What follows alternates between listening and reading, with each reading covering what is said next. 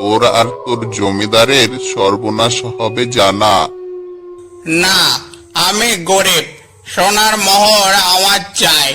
তুমি কে আমি জানি না, কিন্তু আমার মেয়ের মুখে হাসি ফোটাতে এই গাছ আমাকে কাটতেই হবে।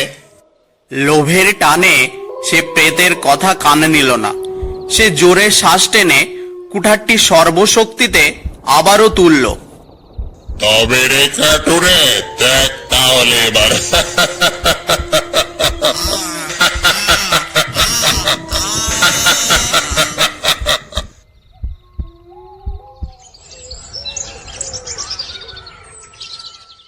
পরের দিন সকালে জমিদার দীননাথ রায় ঘুম থেকে উঠলেন না।